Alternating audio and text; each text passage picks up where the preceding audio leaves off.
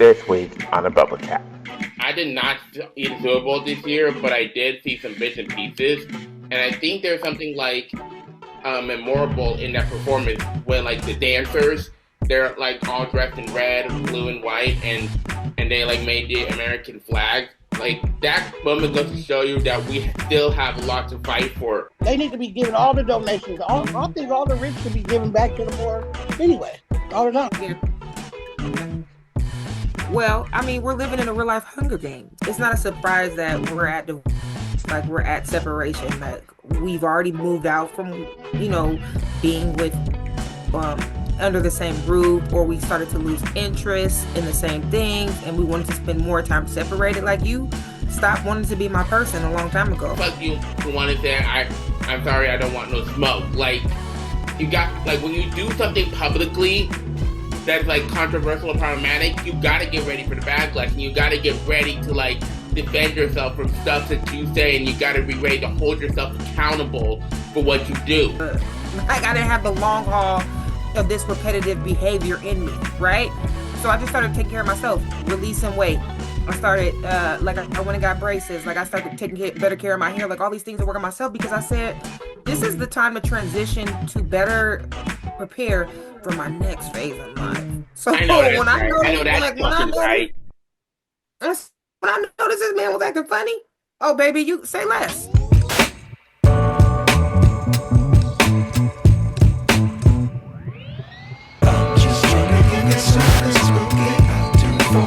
Welcome to the Bubble Chat, the podcast where we break down the biggest headlines, spill the tea, and keep you in the know with everything happening in pop culture, entertainment, and beyond.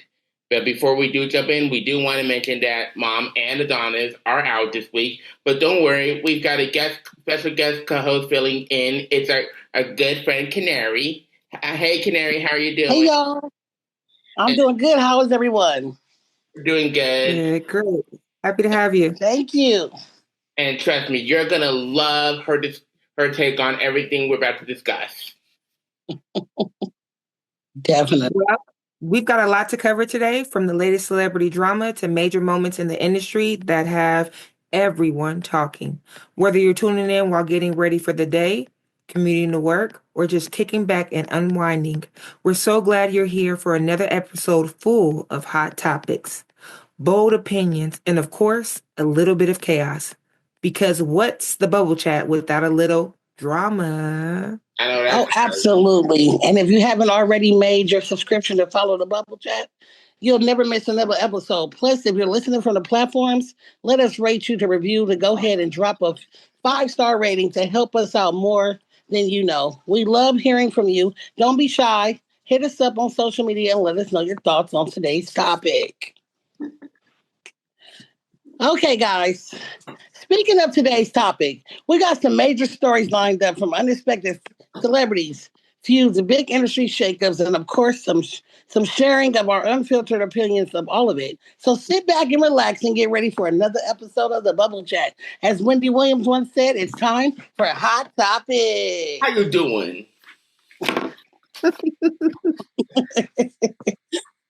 Alrighty. Well, first up, Kendrick Lamar delivered a memorable performance at the Super Bowl LIX halftime show at Caesars Superdome in New Orleans, featuring super guest appearances from SZA, Serena Williams, Samuel L. Jackson, and Mustard, formerly known as DJ Mustard.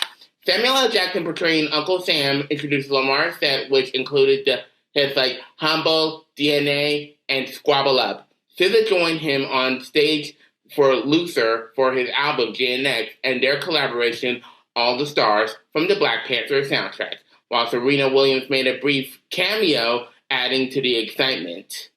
Mustard also hyped the crowd during TV Off and track he produced. One of the standout moments was Lamar's performance of his Grammy-winning single, Not Like Us, a diss track aimed at Drake, though he altered the lyrics, possibly due to Drake's recent defamation lawsuit against UMG. This marked Lamar's first public show since his Grammy wins, making it a defining moment in the Super Bowl halftime history. Now, with all of the unexpected surprises and bold artistic choices, what are your thoughts on Kendrick's performance, and do you think it lived up to the hype, or were you expecting something different? I want to start off by saying this. I did not see the Super Bowl this year, but I did see some bits and pieces, and I think there's something like memorable in that performance when like the dancers, they're like all dressed in red, blue, and white, and they like made the American flag. Like that moment goes to show you that we still have a lot to fight for. Like so many Black people being killed unfairly at the hands of police, the continued racism that's going on in our country, and with one of his songs, All Right, and This is America, and America has a problem with Beyonce. This goes to show you that we have a lot of work to do, and we have a lot of ugly to prepare for. How do you feel about it, Canary? So I did not watch the Super Bowl either, but I watched the whole performance on Instagram of the damn Kendrick Lamar. And I was like, is this Kendrick on the side? So yes, it was very honorable. Yes, he was throwing digs. Yes, he might be sued. But, you know, he's a genius artist, let me tell it. I thought it was remarkable. I thought the flag was beautiful. Everything. I feel like they did a really good job. I feel like they practiced, they brung it, and even when I seen Serena, I was like, okay. I wasn't really expecting Right? that. I was like, she was, you know, she did her little big one. You know, I don't know who DJ Mustard is, but it was a lot of people. They even said they had people there from Oakland in there, so I think it was good. How you feel What about about you? it? I love the performance. I seen who did I see on there? Keita the Great, one of the dancers that my daughter seen at the Chapel Dance Studio in Fairfield. He was like right by Kendrick Lamar, and we were screaming at the TV, just rooting him on. I also like the Samuel L. Jackson, just like the messaging that he was Yes, bringing to the forefront, yeah. just about how we have to assimilate into the culture of American society. We have to be good Negroes. Uncle We Tom. have to conform to what is a part of the oppressive society. We these outbursts, keep it mellow, keep it cool, keep it soft, no cause for disruption, maintain the systemic racism, like all these little messages that were in there that if you were asleep, you might have missed it. And a lot of people, not a lot of people, but just like I would see on my news feed on Facebook and things like that, this was a boring Super Bowl performance. Was it because there was no T and A? The titties and the ass was missing. Is that why? Like I'm just asking because the messaging was there and it was on a worldwide platform. Yeah.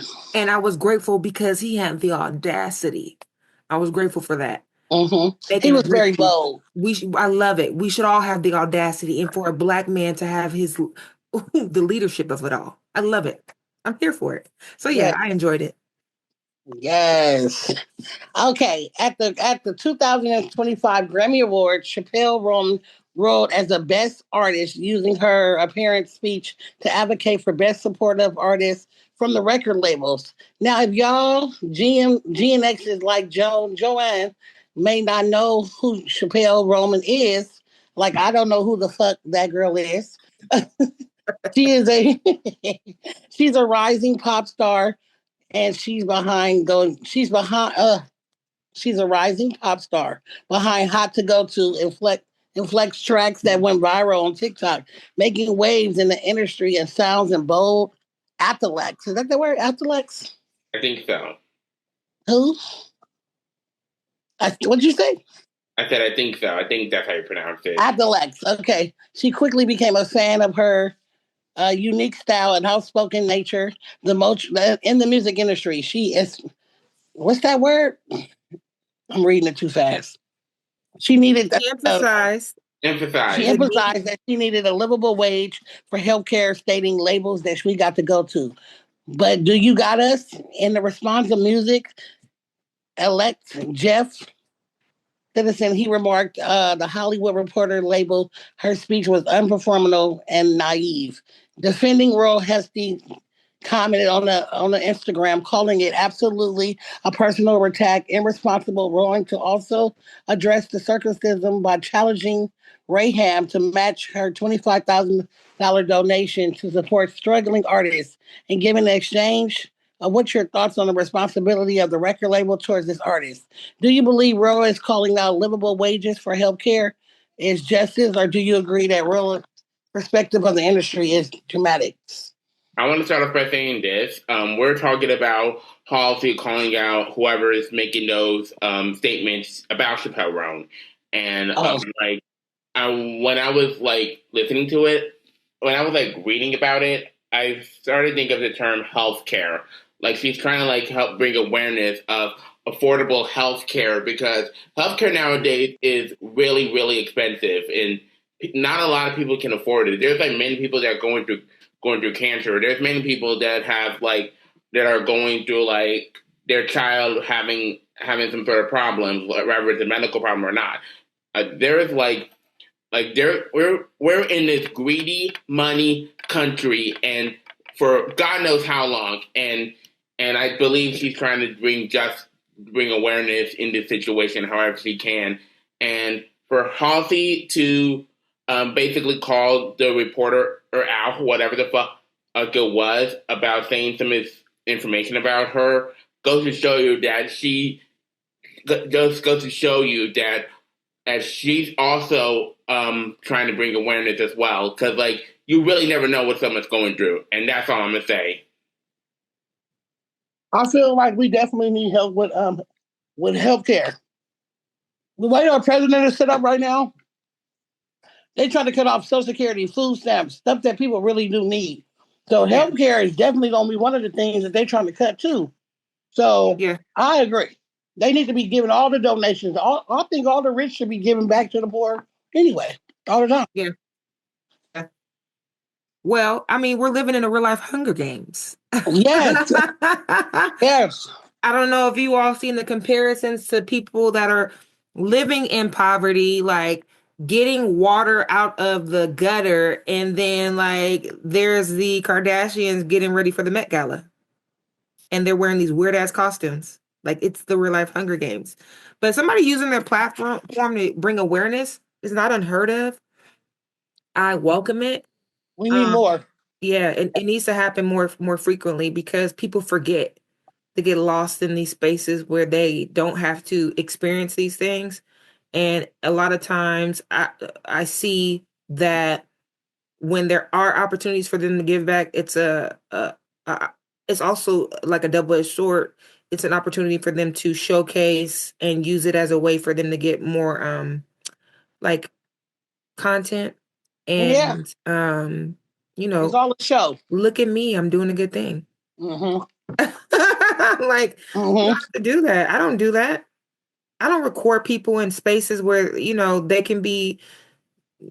I just don't get it. For example, last weekend I went to an event for the special needs population, and I was somebody's prom date. I showed up as a fine ass bitch. Oh, yeah. Was that your prom outfit? Or you talking about the prom outfit that you posted on Instagram with the green shirt? Yeah, that green one, right? I was, it's called a buddy, and it was, Tim Tebow's A Night to Shine. But I'm saying, I didn't record my prom date.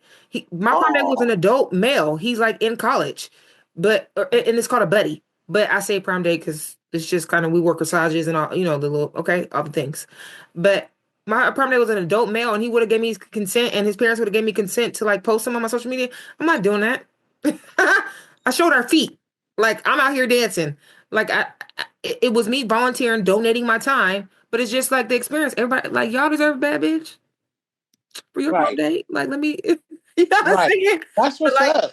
And my kids were there volunteering too, but it's I just think about these spaces where people are recording themselves, giving people everything. Huh? What'd you say? You don't have to record everything that you do good. No, heck no. Anyway. Are you doing it for the recording, or are you genuinely doing it because you really want to be there? Man, I had a hella good ass time. That's dope. I want to do that. Yeah, you could do it. It's a fun. One kid was serving food. The other kid was a hype man on the dance floor. Okay. The conga line. They were going around. I loved it. That's dope. And it makes me emotional because I feel like some marginalized populations, sometimes I partner with them and invest in these communities, even despite my own circumstances. And Mm-hmm. I said that to say that I just feel like people see me. Like Mm. not me, my exterior, just like my aura, my spirit. Mm.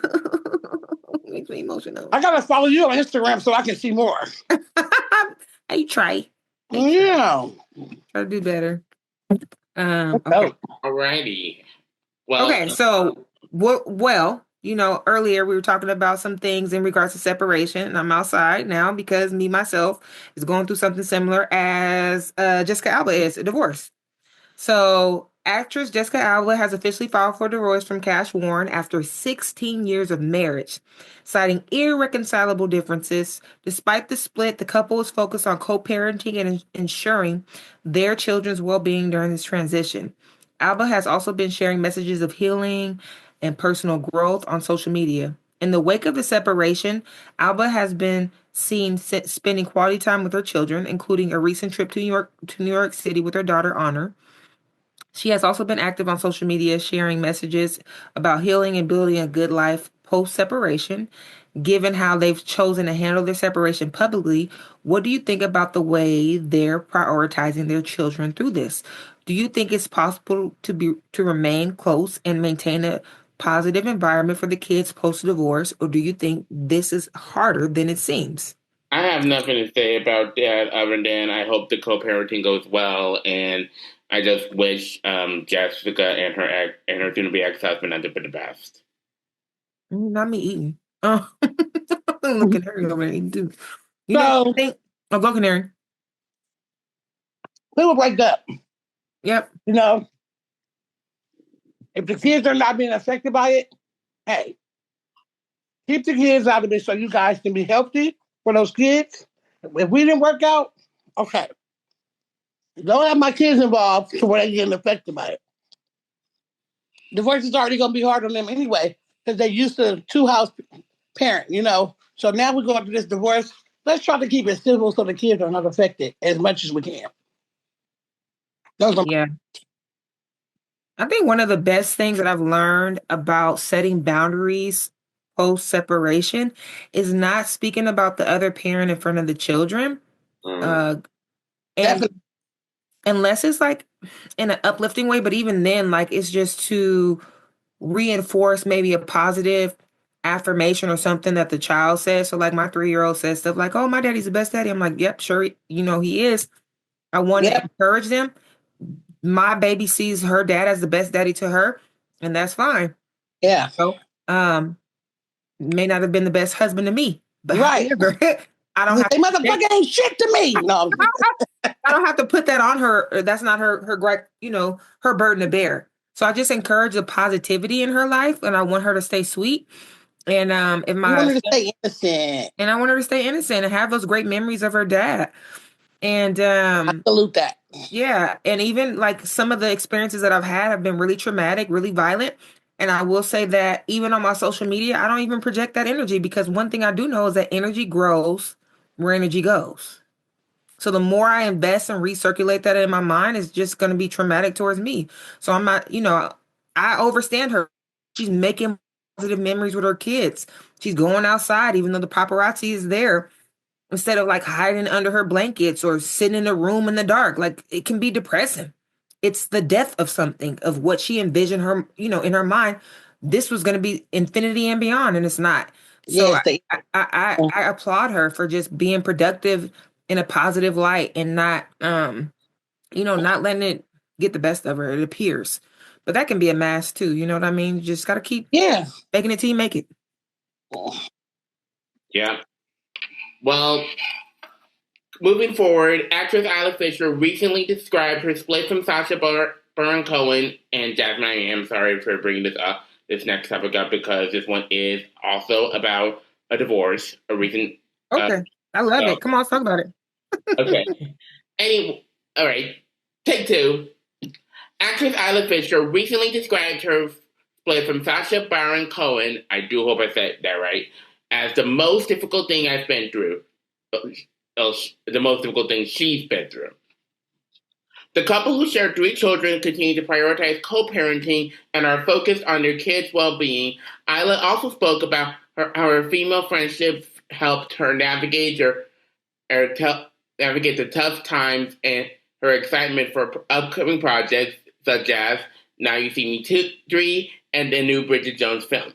Given how she's been open about her personal challenges, what do you thought on her perspective on life after a tough breakup? Do you think leaning on friendships and focusing on your career is the best way to heal, or is there something more she could have done? I'll start with you, Canary.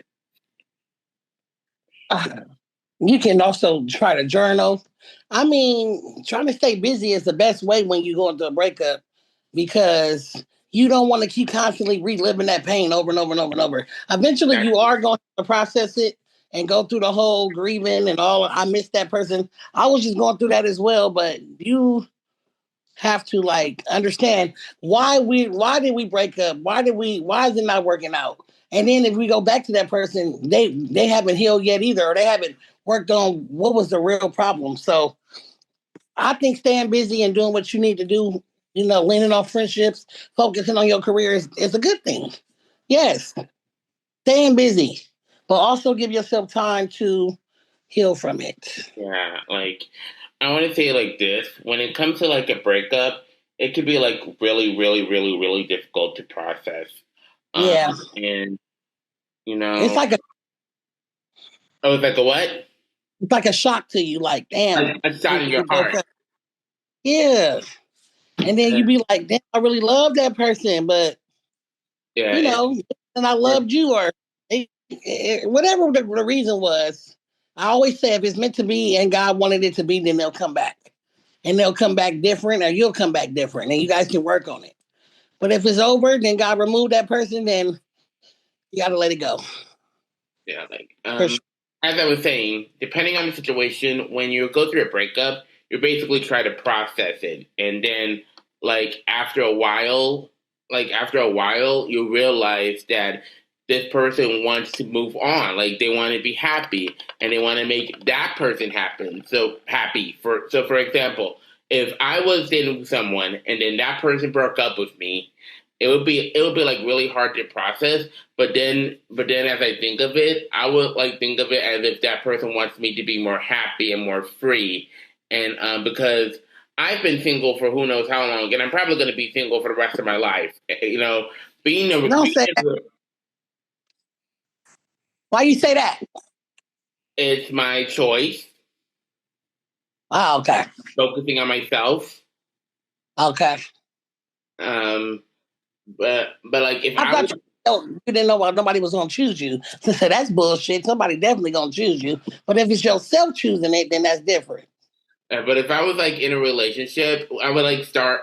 I would start off with a not too committed relationship. Like I want to get us to know each other a little bit, and then when we feel like we want to make the relationship more committed, then we can. And it's our choice. It's our conversation with God, and as soon as we're ready to walk down the aisle, then that's our choice. Nobody's gonna make that choice for us. We get to make that choice. That is our decision. That is our conversation with God. But if they don't want it to happen, then I feel like in most cases they will really start to think about that other person, and because that person has been single and they enjoy being single, and then that person, as I was mentioning, want that person to be happy. How do you feel about it, Jazz? We're talking about Isla Fisher spilling the tea on her recent split with Sacha Baron Cohen. Sometimes these changes in relationships happen gradually to the point where it's not a surprise that we're at divorce, we're at separation, we've already moved out from being with under the same roof, or we started to lose interest in the same things and we wanted to spend more time separated. You stopped wanting to be my person a long time ago. In my experience, I started just making changes for myself when I noticed that there were changes in behaviors or when there was a disruption in our marriage. And there was a point where we had to forgive one another, or I had to forgive him. I just started making changes in myself. I started working on me because I said, "Oh, there's no way that this is can't I can't keep doing this for like I can do it, but I don't got to stick this type of shit out for a long type of like I didn't have the long haul of this repetitive behavior in me, right? So I just started taking care of myself, releasing weight. I started like I went and got braces, like I started taking better care of my hair, like all these things to work on myself because I said this is the time to transition to better prepare for my next phase in life. So I know that's when I right. I know noticed, that's like when I fucking noticed right. when I noticed this man was acting funny, oh baby, you say less. Oh, let me get my teeth done for my next husband. Let me get this waist snatched. I said, because you're not gonna leave me here with all these 11 kids. You know. And I'm done what? So then, as soon as the disruption happened, because there's always a pattern. People are ritualistic, right? There's always a pattern. As soon as the disruption happened, and I wasn't ready, I was in agreement. Like, okay, I'm ready for this change. Let's go on and do it. I started dating up because by then I was qualifying. I had already started elevating. So it was just going on to the next level of men. The VPs, we got the oncologists, we got the attorneys for big Fortune 500. Like, come on. You did this. You forgot who you were with. That's Yes. where it's at. And I feel like Jessica Alba and who else we talking about? Sasha Baron Cohen's Alex Fisher. they just need to get back to figuring out who they are, remembering who they were with. Because you just Yes. had somebody lay down their life or prepare to lay down their life for you. You can do it again. You can do it again. I have to look in the mirror. You can do it again. Like that. Yeah, you can do it I again. got motivated. I'm gonna get my teeth fixed, get my face Listen, patched. got my I'm gonna braces. stop eating. Shit. Okay, guys. So we're gonna move on. It says Kendrick issued an apology to Nicki Minaj. Kendrick personally in their apology to Nicki Minaj. So recently, Kendrick Perks made a headline when he downloaded Nicki Minaj's Star Power during the NBA trade analyzed to discuss the Golden Warriors' accomplishments of Jerry Butler. Perkins was disappointed, suggesting that the team had hoped for Beyonce or Taylor Swift, but instead received a Nicki Minaj.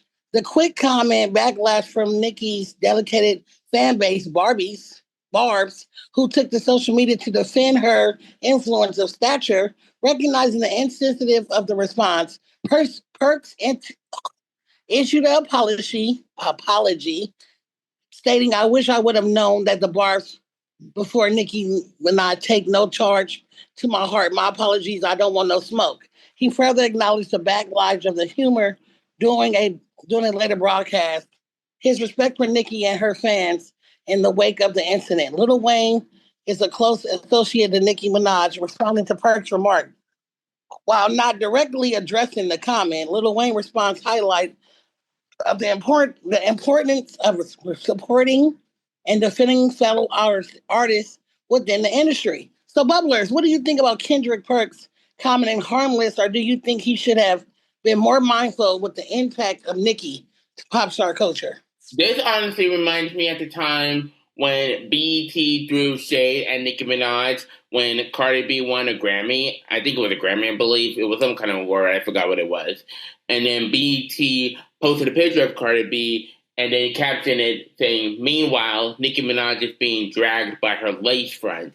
And then Nicki said that she's no longer performing at the BETs. And then that's when BET issued an apology. It also reminds me of the time when Peter Rosenberg was joking with Kelly Rowland about Beyonce having the biggest light. When, in fact, when she scolded him in saying that light attracts light, and like when Kendrick, not Kendrick Lamar, but when Kendrick was making an apology saying, "I'm sorry, I do not want no smoke." I don't think that's genuine enough if I gotta be honest, because like if you're apologizing, then why the fuck do you want to say I'm sorry, I don't want no smoke? Like you got like when you do something publicly that's like controversial or problematic, you gotta get ready for the backlash and you gotta get ready to like defend yourself from stuff that you say, and you gotta be ready to hold yourself accountable for what you do. Because like I don't think saying "I'm sorry, I don't want no smoke" is taking accountability. Taking accountability is like realizing your faults, owning up to your mistakes, and saying you're sorry about it and just don't do it again. That's it.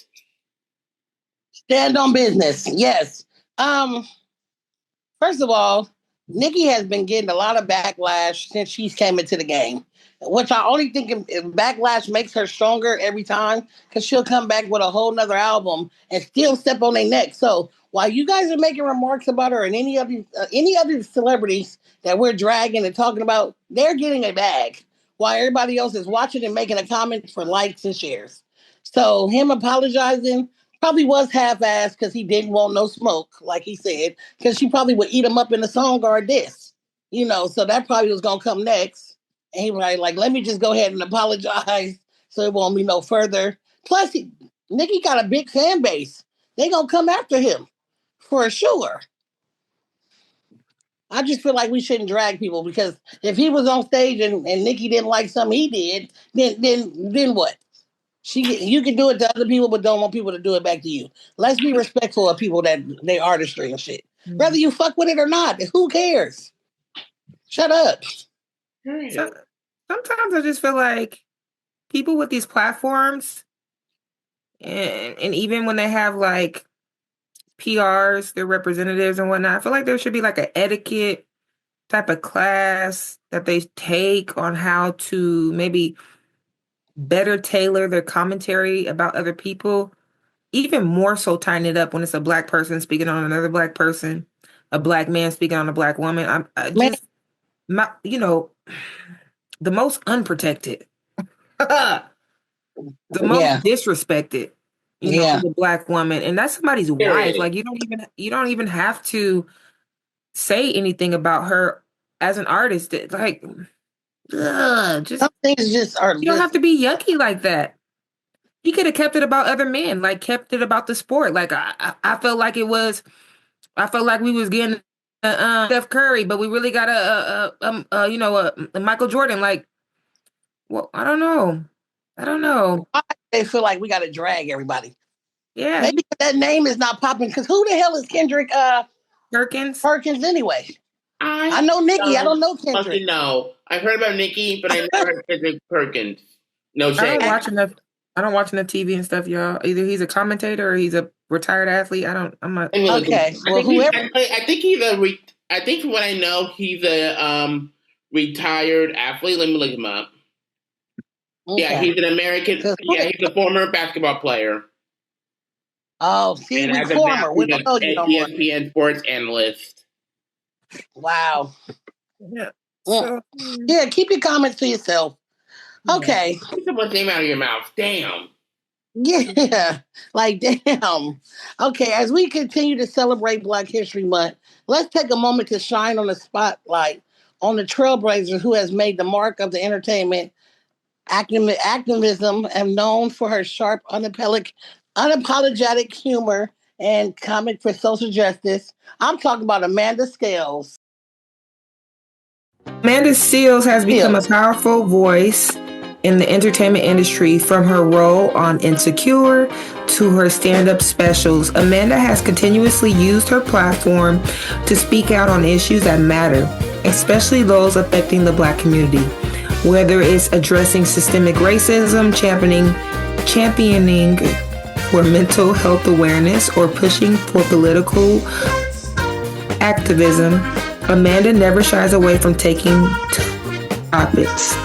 She's also an advocate for Black women, ensuring their voices are heard in spaces where they've historically been marginalized. Beyond her comedic talents, Amanda's insight commentary through her podcast, Small Doses, and her social media presence has cultivated a loyal following, particularly among younger generations who admire her fearless approach to challenging societal norms.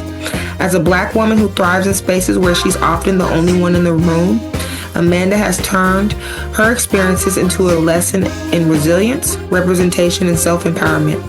Her work continues to inspire, and her legacy is a testament to the importance of standing up for what you believe in and using your platform for change.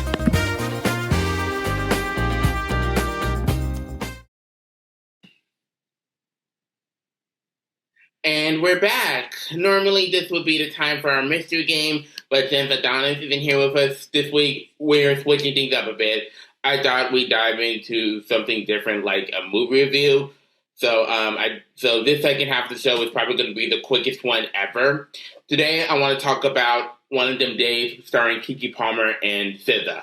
It's a film that really caught my attention as the plot centers around two friends who are in a bit of a bind after one of their boyfriends blows through all of their rent money, and the two women have to scramble to find a way to cover their rent, all while facing the ups and downs of their lives. I want to say what really stood out to me is in that movie was how it puts the spotlight on friendship and teamwork, and it's not just about like the money and the struggle. It's about how these women support each other, even when things look bleak. The film really emphasizes that in tough situations, it's the strength of our relationships that can carry us through. And SZA and Keke both brought something special to their roles, and the chemistry between them was undeniable. And they showed that no matter what, you don't have to face life challenges alone as long as you have someone in your corner. This really, really reminds me of the fact that we all could use some help sometimes, whether it's your health, whether it's through financial struggles, like no matter how old you get, like we all should be able to ask for help, and that's what I really love about this movie. How do you feel about it, Canary, or at least a plot for the movie? I'm sorry, these kids and dogs are going crazy. Move. I haven't seen it yet, but I do want to watch it. I was watching the previews of it, so I'm excited to go see it. I'm actually going to try to see it on Woodflix because I know they be having the new movies on there. My son said he's seen it, but I haven't seen it yet. I've seen it twice so far. The first time, it was a lot of disruptions, or interruptions. And the second time I got to enjoy it, and I will say that I love it. I love Keke Palmer in this movie. She's everything that she thinks she is. Okay. She's an amazing actress. I appreciated the plot. It gave me almost like Friday vibes. Like it's a classic. And they can make a couple variations to it. I can see a 2 and a 3 coming, Okay. And I hope that this hits some major goals for them with the box office. I'm going to go see it at least 2 more times while it's in theaters. I got to hurry. Okay. Yeah. I'm proud of them. I love it. I'm going to get a drink when you go. Yeah. Yeah, get a drink when you go. Okay, so y'all seen it now. You've seen it twice, you've seen it once. Now I definitely got to go see it. But with that being said, we're going to go ahead and clock the fuck out. Thank you so much for tuning in and hanging out with us. We hope you had as much fun as we did today. If you enjoyed the conversation, don't forget to subscribe and rate and leave a review so we can keep bringing you all the latest tea, pop culture, and more. Make sure you follow us on social media and stay updated on things. The Bubble Chat. We'll be back soon with more exclusive content. So until next time, keep on bubbling, stay true to yourself, and take care. Bye, y'all. Bye.